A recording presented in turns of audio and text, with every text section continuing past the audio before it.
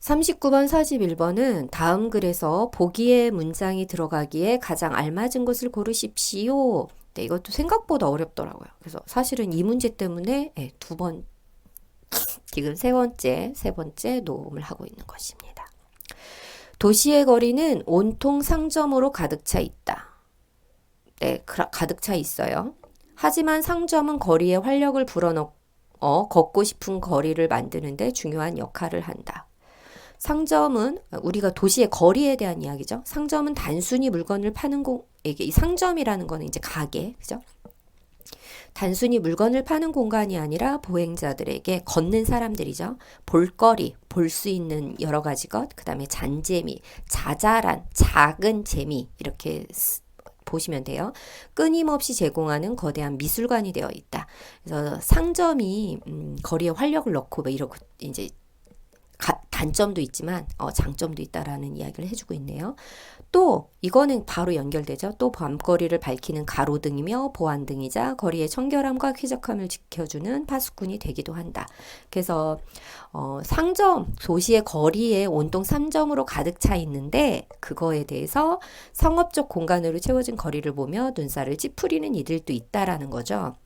하지만 그래서 그거에 대한 반대 의견, 상점이 왜 중요한지, 그래서 어떻게 그런 상점이 중요한 역할을 하는지를 이 부분에서는 설명을 해주고 있고요. 또 그래서 더해서 플러스로 어떤 역할까지 한다라는 것을 설명을 하고 있습니다. 그래서 39번부터 41번이 생각보다 어렵더라고요. 저도 좀 어려웠어요. 그래서 여러분들이 이 단어를 잘 알고 이게 어디에 넣어야 될지 이 부분은 이 하지만이라든지 그러니까 무엇을 설명하는 거라든지 또 이런 단어로 힌트를 얻어서 여기에 집어 넣으시면 되겠습니다. 네. 오늘 컨디션이 안 좋군요. 박철수의 거주박물지는 건축학자가 서울을 중심으로 한 거주문화사를 소개한 책이다. 네. 이 거주박물지라는 책, 이 표시는 책을 소개할 때 쓰는 표시입니다. 그래서 이 책이 어떤 책이냐, 건축학자, 건축하는 사람이죠. 건축을 연구하는 사람, 건축학자가 거주 문화사, 옛날부터 거주라는 거는 살고 있다라는 거잖아요. 그래서 거기에 살고 있는 그 역사, 문화의 역사를 다루고 있다라는 거죠. 보면 아파트가 어떻게 중산층이라고 하면은 우리가 그 중간 정도 살고 있는 사람, 중산층 이렇게 표현을 하거든요. 중산층의 표준 욕망이 됐는가? 장독, 우리가 이제 장을 담는 독, 그래가지고 고추장, 된장 이런 것을 항아리를 말합니다. 장독이 왜 아파트에서 사라졌는가와 같은 물음들을 도면과 신문 기사를 곁들여 풀어내는 방식이다. 네, 그거를 어떤 책인지를 계속 소개하고 있죠. 그 과정에서 이거는 바로 연결되죠. 그 과정에서 신문 기사를 곁들여 풀어내는 시기인데 그 과정에서 이웃과 정을 나누는 일 없이 한국 사람들이 이제 다른 나라에는 없는 정이라는 표현이 있죠. 정을 나누다, 각박하게 살아온 지난 수십 년의 세태를 지적하는 것도 놓치지 않고 있다. 이건 바로 연결된다는 거죠. 그리고 이웃과 정답게 살아가는 모습을 그려내고자 하는 미래의 건축가도에 대해 추천하고 싶다. 이건 이제 마무리하는 거죠. 이 글을 마무리하는 거예요. 그래서 이 소개한 책인데 이 박철수의 거주박물지라는 책이 어떤 책이다 이걸 소개를 하고 이 책에 무엇보다 이것이 돋보인다라고 하는 부분이 여기에 들어가 있는 거예요. 그래서 기억에 1번이 들어가 있습니다. 그래서 이런 책인데 이 책이 박철수의 거주박물지라는 책이 이러한 책인데 무엇보다 독자들이 더 흥미롭게 읽을 수 있도록 묻고 답하는 형식으로 구성된 것이 돋보인다.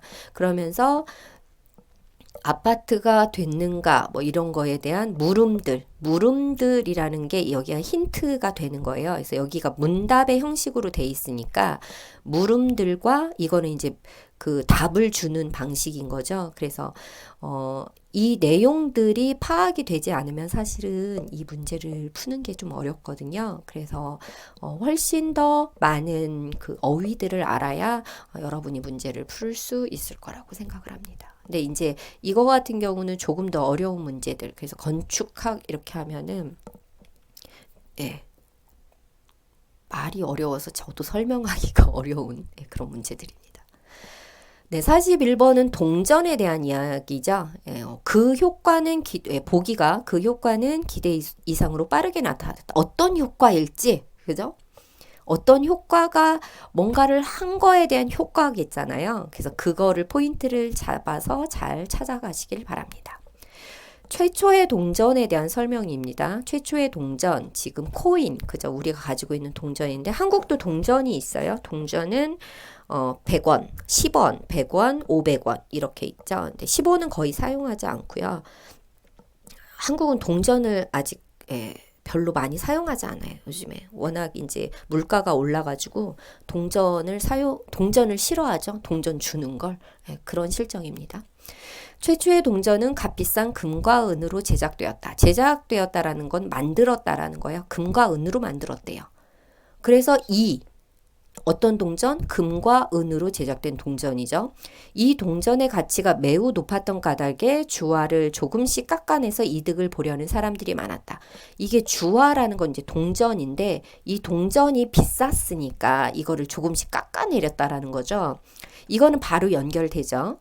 자연이 그러면 이것도 바로 연결됩니다. 자연이 시장에서는 성한 금화나 성하다라는 거는 이제 원래의 제품 원래 이상하지 않은 그 원래 본래의 모습을 성한 금화 이렇게 하는 거죠.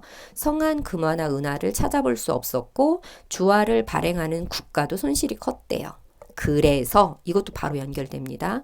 그래서 그 대안으로 주화들의 테두리에 톱니 모양으로 새겨 훼손, 그러니까 이렇게 무언가 이제 훼손하다 이렇게 하면 이제 뭔가를 원래의 모습이 아니라 무언가 이렇게 뭔가 아까 여기 조금씩 깎아냈다라는 거죠. 이 여부가 잘 드러나도록 하였다. 여기까지는 연결됐는데 잘 드러나도록 한 효과가 기대 요상으로 빠르게 나타났다 이렇게 쓸 수 있습니다. 그래서 리을 부분에 이 부분을 쓸 수 있고요. 톱니 모양으로 하니까 여기는 이제 톱니가 없었다라는 거죠. 지금 실제로 주화 이게 동전은 한국의 동전은 톱니 모양이 있어요. 그리고 금과 은으로 제작되지 않죠. 뭐 요즘에는 구리, 니켈 뭐 이런 걸로 제작되는 걸로 알고 있는데 그것도 가격이 높아서 10원 주화를 만드는데 이게 이제 손해를 본다 이런 말이 있거든요. 어쨌건 톱니 모양이 훼손된, 그러니까 망가진 주화는 육안으로 쉽게 구별할 수 있었고 육안이라고 하면은 눈으로 실제 눈으로 쉽게 이제 구별할 수 있었다는 거죠. 그러한 돈은 사람들이 받지 않았기 때문이다. 그래서 이거는 41번은 제 수준은 정말 쉽죠? 죄송해요. 네. 41번에서는 그래서 아까 생각보다 제가 말했지만 그 39번부터 41번까지가 생각보다 어렵습니다. 그래서 이 내용의 맥락을 이해해야 이 중간에 어떤 말이 들어갈지를 상상할 수 있고요. 제가 말했지만 솔직하게 말하면 저도 한 문제를 틀렸다는 이야기를 네, 드립니다. 그러면서 제가 이제 항상 주장하는 이야기가 42번, 43번이 뒷문제지만 이 문제는 포기하지 마십시오. 제가 이렇게 설명을 하거든요. 왜냐하면 다른 거는 조금 어려운 문, 뭐 논설문이나 설명하는 글 이런 건데 42번, 43번 이 문제만 생활문이에요. 그래도 우리가 일상생활에서 쓰는 문장을 생활문이라고 하는데 이게 긴 것 같지만 생각보다 쉽습니다. 그래서 그 뒤쪽의 문제 중에서 포기하지 말아야 될 문제가 있다면 42, 43 꼭 기억하시고요. 이 문제는 푸셔야 됩니다. 그래서 이런 책은, 이거는요, 책의 일부분을 쓴 내용이에요. 그래서 한번 책의 내용을 보면, 네, 어머니와 아버지가 프랜차이즈 빵집을 연다고 했을 때, 프랜차이즈 빵집이란 본사가 있고, 이제 가맹점이 있는 그런 회사죠. 그래서 한국을 예로 들면, 뭐, 파리바게트라든지 아니면 또 하나가 뭐 있죠? 갑자기 생각이 안 나네. 네, 유명한 빵집은 두 개밖에 없어요. 그리고는 다 개인 빵집이거든요. 하여튼 프랜차이즈 빵집을 연다고 했을 때 주영은 언젠가는 두 사람이 어머니 아버지죠. 자기를 가게로 부를 것임을 알았다. 그러나 여름에 있을 지방직 구급 시험일까지는 기다려줄 줄 알았다. 지방직 시험이라는 것은 한국 사람들의 희망, 그 직업 1위, 공무원, 공무원 시험입니다. 그래서 공무원 시험을 뭐 짧게는 뭐 1년, 2년 이렇게 준비하는 사람들이 있거든요. 그래서 그 시험까지는 기다려줄 줄 알았는데 이제 중략 이렇게 하면 생략을 했다라는 거예요. 중간 생략 이런 뜻이거든요. 그래서 중간 부분이 있는데 그것을 이제 생략했다라는 뜻이고요. 실제로 벌어지는 일은 그런 예상과는 전혀 달랐다. 부모님이 주영에게 빵집으로 나와 일하라는 말을 한 것은 가게 문을 정식으로 연 당일 오후였다. 빵집 문을 연다고는 했는데, 그죠? 아, 나는 조금 기다려줄 줄 알았는데 굉장히 일찍 나를 불렀다라는 거죠. 어머니는 주영에게 전화를 걸어 이렇게 말했다. 네가 우리 가족 맞냐? 이게 무슨 말일까? 너가 우리 가족 맞아? 어떻게 오늘 빵집 문을 여는데 이렇게 안 와볼 수 있어? 이렇게 엄마가 이야기를 한 거죠. 그러니까 그러고는 바로 전화를 끊어버렸다. 어떤 감정일까요? 왜 전화를 네가 우리 가족 맞냐? 이러면서 전화를 끊어버렸어. 화가 난 거죠. 속상한 거고요. 이렇게 될 줄 몰랐다라는 거죠. 이 아이가 어떻게 나한테 이래? 이런 표현인 거죠. 그래서 밑줄 친 부분에 나타난 어머니의 심정은 네, 서운하다입니다. 어떻게 그럴 수가 있어? 가족끼리 내가 프랜차이즈 빵집 열면 당연히 와봐야지 이런 마음이에요. 그래서 갔어요. 이 여자분이 간 것 같죠? 주영이 갔어요. 네, 매장은 사람들로 북적였다. 북적이다. 붐비다. 그래서 굉장히 많았다라는 거죠. 왜냐하면 개장 기념으로, 그러니까 문을 연 기념으로 식빵을 반값에 팔았어요. 예를 들어 뭐 2,000원이면 1,000원에 팔았다는 거죠. 어떤 제품을 사든지 아메리카노를 한 잔 무료로 제공하는 행사를 벌이는 중이었다. 우리가 매장을 처음 오픈을 하면 이런 식으로 행사를 많이 벌여요. 그래서 그것 때문에 이제 사람들이 많이 온 거죠. 그 다음에 프랜차이즈 본사에서 그러니까 이게 프랜차이즈이기 때문에 본사가 있고 가맹점이 있다고 했잖아요. 그래서 본사에서 나온 지원 인력들이 손님을 맞고 질문에 답변하고 카드를 받고 계산을 했다. 이제 도움을 주기 위해서 나온 거죠. 아버지와 어머니는 하인들처럼, 하인이라고 하면 옛날에 이제 신분 제도가 있었을 때 주인이 있었고 주인이 고용한 하인들이 있었죠. 그래서 하인들처럼 겁먹은 눈으로 예예 굽실거리며 지원 인력들의 지시에 따랐다. 어머니 아버지가 약간은 비굴하다 이런 느낌을 받을 수 있겠죠. 이 사람들의 눈치를 본 거죠. 네.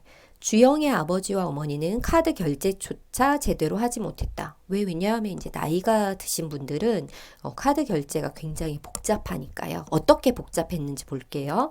빵에는 바코드가 없었다. 바코드라는 거는 상품에 나와 있는 일련 그 번호들이잖아요. 그래서 그거를 틱 찍으면 되는데 이게 없었다라는 거예요. 그래서 제품이 어느 카테고리에 속하는지 어느 구분을 해야 되는데 구분도 못하는 거죠. 이름이 뭔지를 전부 외워야 단말기에 가격을 입력할 수 있었다. 입력을 할 수가 없었다는 거. 빵의 종류도 굉장히 다양하고 아까 말한 카테고리도 다양하기 때문에 어디에 넣어야 되는지 그리고 빵 이름이 뭔지를 몰라서 입력을 할 수가 없었다는 거죠. 아버지는 단말기 옆에서 빵을 봉투에 담으며 로프, 캉파뉴, 치아바타, 푸가스 같은 낯설다. 눈에 익지 않은 거죠. 이름들을 외우려 했었다. 제가 왜 웃었냐면 저도 이 빵의 이름을 하나도 모르겠어요. 그래서 빵의 이름이 굉장히 다양한데 이제 그 프랜차이즈 매장에서 저희도 모르는 메뉴들을 이렇게 했다라는 거죠. 그래서 굉장히 힘들어하고 있는 부모님의 모습을 볼 수 있습니다. 위 글의 내용과 같은 것을 고르십시오. 빵가게는 개업식 날 손님이 많지 않았다. 아까 여기에 보면 북적였다 이런 말이 있었잖아요. 매장은 사람들로 북적였다. 사람들이 많았다라는 뜻입니다. 주영은 시험을 마치자마자 부모님께 연락을 받았다. 아니죠. 부모님이 시험까지는 기다려줄 줄 알았는데 일찍 전화를 했죠. 그러니까 이것도 아니고요. 아버지는 여러 종류의 빵 이름을 모두 알고 있었다. 지금 낯선 이름들을 외우려 애썼다. 몰랐다라는 거죠. 여기죠. 네. 부모님은 긴장한 채로 본사 직원이 시키는 일을 했다. 네. 굉장히 어려워하면서 그죠? 하인의 심정으로 하인처럼 이렇게 했다라는 거잖아요. 주인이 시키는 일을 하는 하인처럼 겁먹은 눈으로 지시에 따랐다라고 하니까 이 문제 어떠셨어요? 괜찮지 않아요? 그래서 토픽 문제에 지금은 몇 회가 시험을 보나요? 정확히 제가 기억하나? 지금 볼까요? 오늘이 5월 8일이에요. 5월 8일이 무슨 날인지 아세요? 한국에서는 어버이날입니다. 네, 그래서 어버이날이라서 하는데 제65회 시험이 5월 21일에 아니다. 5월 18일? 네, 다음 주에 시험이 있군요. 제64회 시험이 있네요. 그래서 만약에 64회를 준비하는 분이라면 42, 43번은 꼭 푸시기 바랍니다. 포기하지 마시고요. 네. 그 다음 44번, 45번은 다음을 읽고 물음에 답하십시오. 이건 제가 첫 번째 녹음했을 때 실수했던 내용. 네. 한국 사람도 토픽 시험이 쉽지만은 않다는 사실을 알게 해준 44, 45번입니다. 위 글의 44번은 위 글의 주제로 알맞은 것을 고르십시오. 이거고요. 괄호에 들어갈 내용으로 가장 알맞은 것을 고르십시오. 네, 이 두 가지를 중점적으로 해서 원래 이제 시험을 좀 빨리빨리 풀어야 되잖아요. 이게 사실은 거의 1분에 한 문제씩 풀어야 되거든요. 근데 이걸 푸실 수 있겠어요? 아마 대부분은 이 뒷문제를 못 푸는 이유가 시간이 부족해서 그렇거든요. 그래서 집중과 포기가 빨라야 돼요. 어떤 거를 풀 것이냐, 어떤 거를 포기할 것이냐를 빨리 결정을 해야 되는데 6급이 아니라면 이런 문제는 빨리 포기를 해야 되죠. 하지만 이제 공부하는 입장에서는 이렇게 어려운 문제로 자꾸 풀어봐야 되니까 여러분이 포기하지 마시고 하시기 바랍니다.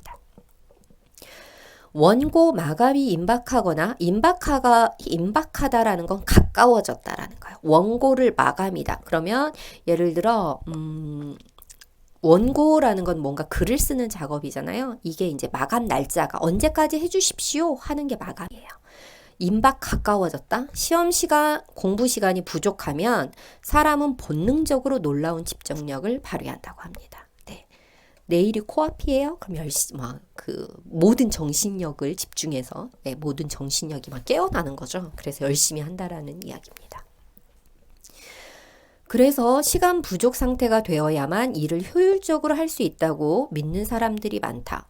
이런 것 때문에 놀라운 집중력을 발휘하니까 시간이 부족하면 일을 더 잘할 수 있구나 라고 생각한다는 거죠.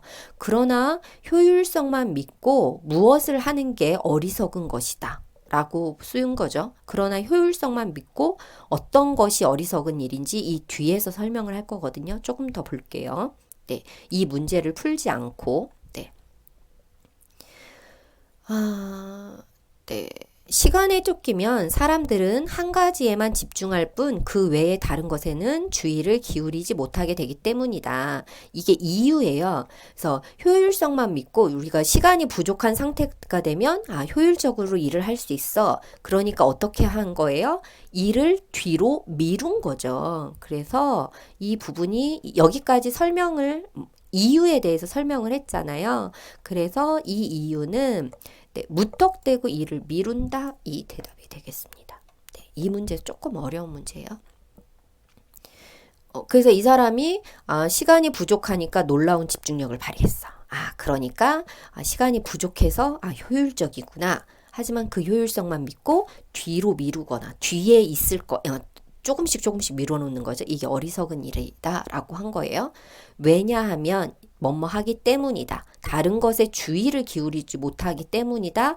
하면서 이거에 대한 예를 example, 사례를 들고 있습니다. 이런 상황은 실제로 상당히 위험할 수 있다라는 거예요. 그래서 시간에 쫓기면 위험할 수 있다라는 거죠. 그래서 그 예로 소방관들은 구조 현장으로 이동하는 과정에서 안전벨트를 매지 않아 사고를 당하는 경우가 매우 많다. 왜냐? 시간에 쫓기면 사람들이 실수를 한다라는 거죠. 그래서 그 예를 들고 있고요.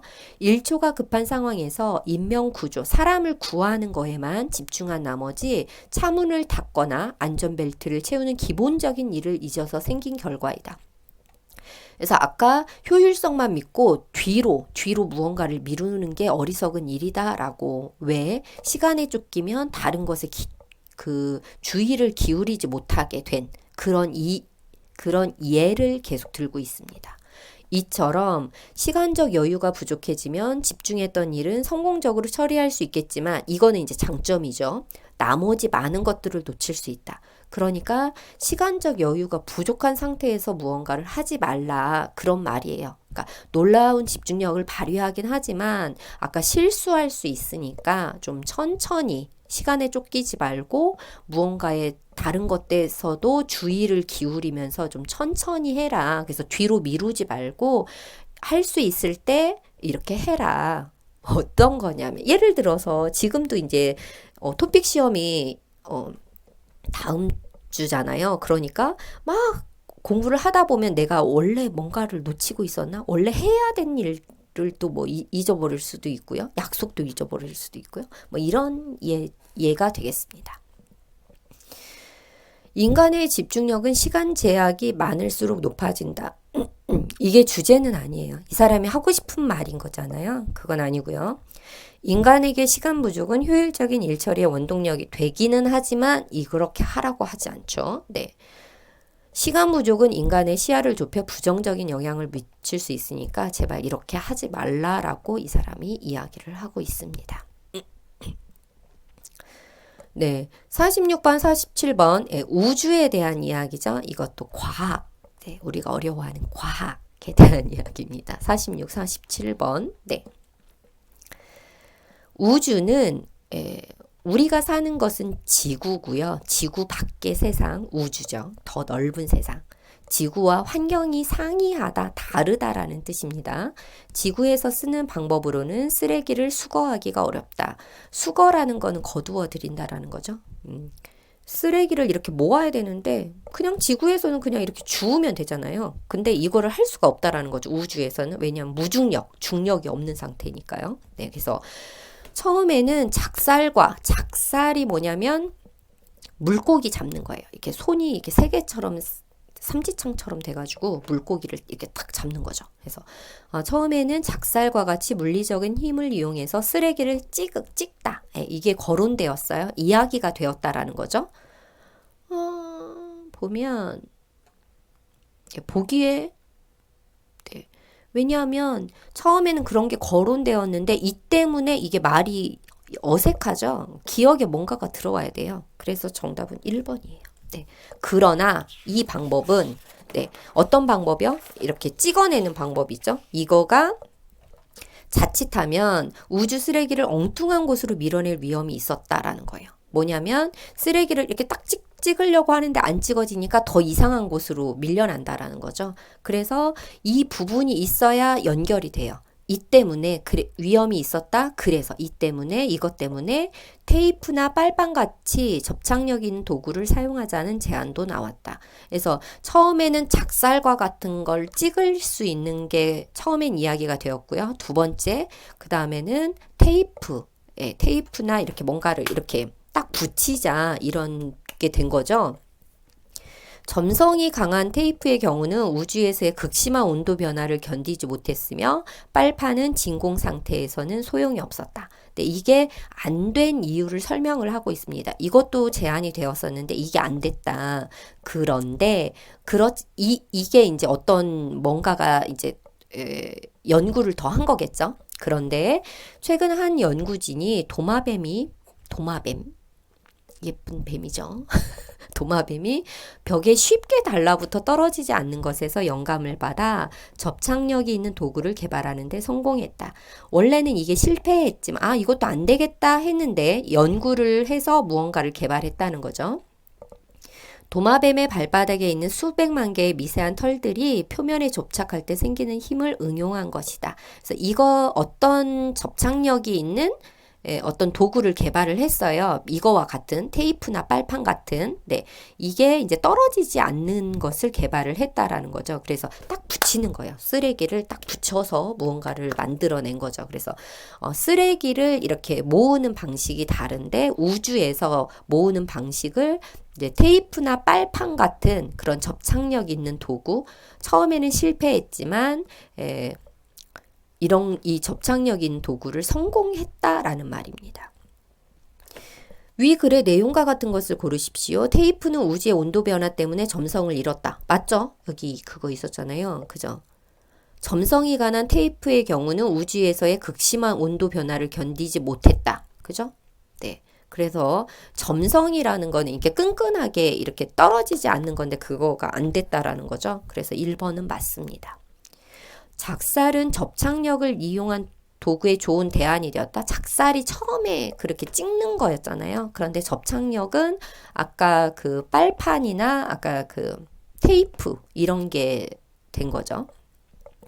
우주에서 쓰레기를 처리하는 방법은 지구와 유사하다가 아니라 상이하다, 다르다라고 했죠. 접착력을 이용한 쓰레기 수거 방법은 결국 성공하지 못했다가 아니라 처음에는 실패했는데 그 도마뱀의 그것을 응용해서 성공했다라고 표현을 하고 있습니다. 이제 마지막 문제입니다. 48번부터 50번까지는 한 지문, 이런 걸 지문이라고 하거든요. 지문을 읽고 세 개의 답을, 그죠? 위 글을 쓴 목적으로 알맞은 거, 괄호 안에 있는 거, 괄호 진짜 좋아해요. 도픽에서 계속 나옵니다. 그 다음에 밑줄 친 부분에 나타난 필자, 글을 쓴 사람을 필자라고 하거든요. 필자의 태도로 알맞은 것을 고르십시오. 네, 이렇게 세 문제를 한번 보도록 하겠습니다. 연구 이런 거네요. 산업, 4차 산업. 네, 한국에서 최근에 4차 산업이 인기를 끌고 있습니다. 1차 산업이라는 건 뭐냐면 우리가 농사를 짓는 거, 어업, 농업, 어업, 축산업 이런 걸 1차 산업이라고 하고요. 2차 산업 같은 경우는 공장, 무언가를 만들어내는 거죠. 그다음에 3차 산업 같은 경우는 서비스직. 네, 그렇게 하고 4차 산업이 무엇인지를 설명하고 있습니다. 4차 산업은 그 분야가 다양하지만 연구 개발이 핵심 원동력이라는 점에서 공통점을 갖고 있다. 어쨌거나 연구 개발을 해야 된다는 거. 없는 것을 있는 것으로 만들어야 되는 거니까. 그죠? 이러한 점을 고려하여 정부는 신성장 산업에 대한 세제 지원을 확대하기로 했다. 신성장 산업이 이제 4차 산업을 말하는 거고요. 연구 개발이 중심이 되는 새롭게 성장하는 산업이란 뜻이고요. 세제 지원이라는 것은 세제, 우리가 세금을 내잖아요. 이거에 대한 지원을 하기로 했다라는 거예요. 그래서 어떤 산업이냐? 미래형 자동차. 미래의 자동차, 하늘을 나는 자동차, 아니면 지금은 휘발유를 사용하지만 휘발유를 사용하지 않는 전기 자동차, 이런 게 미래형 자동차겠죠. 바이오 산업 등, 저도 바이오 산업은 정확히 모르겠네요. 신성장 기술에 해당하는, 이건 눈에 보이지 않아요. 해당하는 할 경우 세금을 대폭 낮춰준다는 점에서 고무적이다. 아마 이 말을 몰라서 못 풀 수도 있어요. 고무적이다가 뭐야? 고무적이다. 고무는 알겠는데, 그죠? 고무적이다. 굉장히 인상적이고 굉장히 좋게 생각한다라는 게 고무적인 일이다라고 하는 거거든요. 그래서 이 사람은 세제 지원을 한다는 것이 아주 좋겠다라고 생각한다는 거예요. 그래서 긍정적으로 평가를 하고 있습니다. 그래서 정답은 4번이에요.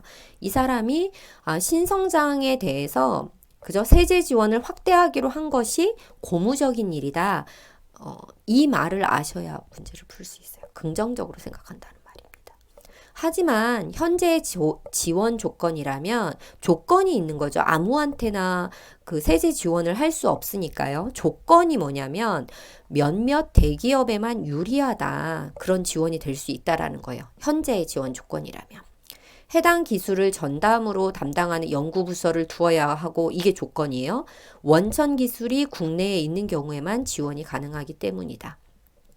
그래서 이런 게 가능한 경우에는 몇몇 대기업만 가능하다라는 거예요. 그러니까 중소기업, 작은 기업들은 전담으로 연구부서 없을 수도 있고요. 원천 기술 원래의 그 가장 작은 원래 그 원천 기술이라고 하면 기본이 되는 기술이 국내에 있어야 된다라는 거예요. 이게 그렇게 이제 쉽지는 않다는 거죠.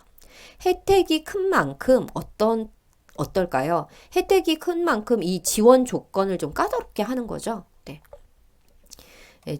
그래서 혜택이 큰 만큼 일정한 제약을 두는 거죠. 이거가 그럴 수 있다. 정부의 입장을 이해하지 못하는 것은 아니에요. 그러나 이번 정책의 목적이 단지 연구개발 지원에 있는 것이 아니라 연구개발을 유도하고 독려하고자 이렇게 하십시오라고 하는 게 독려하는 거죠.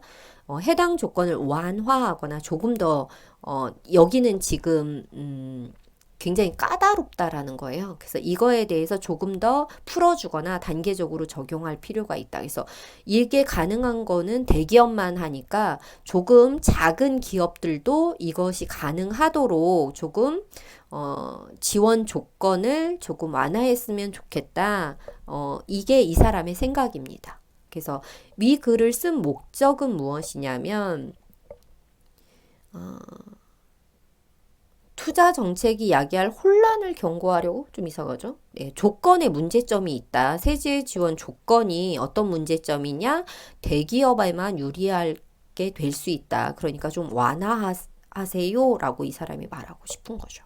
그래서 제 숙제를 마쳤습니다. 50번까지 다시 풀어봤고요.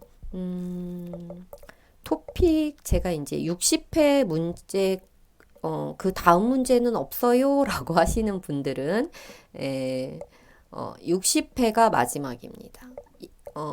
이 기출 문제는 공개된 문제예요. 여러분이 이 문제 어디서 보시는지 아세요? 한번 볼까요? 네. 웹점 토픽점 여기 사이트에서 보실 수 있고요. 어디에서 보시냐면 정보마당에 있습니다. 정보마당의 기출문제에서 보실 수 있죠. 그래서 지금 60회가 2019년 1월 2일 작년 12월 30일이었는데 네, 이게 뭔가를 좀 바꿨나? 원래는 작년이었거든요. 12월 30일에 나와서 제가 막 놀랬던 그런 게 있었는데 이 기출문제는 1년에 한 번씩만 공개가 됩니다. 그래서 여기서 보시면 되고요. 토픽 1과 토픽 2 이렇게 있죠. 그래서 60회 문제가 마지막이고 그래서 올해는 이제 언제 공개될지는 몰라요. 아무도 몰라요. 그래서 올해가 이제 67회까지 1, 2, 3, 4, 5, 6 6번의 한국어 능력 시험이 있네요. 그래서 6번 중에서 여러분이 몇 번째 보실지 모르겠고 어떤 급수를 원하는지 모르겠지만 어쨌거나 처음에 공부할 때는 단어들을 아는 게 좀 중요하거든요. 그래서 마지막 문제에서 보시면 알겠지만 38번부터 50번까지가 단어가 굉장히 어렵습니다. 그래서 단어 공부 많이 하셔야 되고요. 단어를 외우고 반복하는 과정. 아까 시간에 쫓겨가지고 하시지 말고 시간 있을 때 차근차근 공부하시기 바랍니다. 저는 그거에 작은 도움을 드리는 역할을 하고 있네요. 오늘은 여기까지입니다.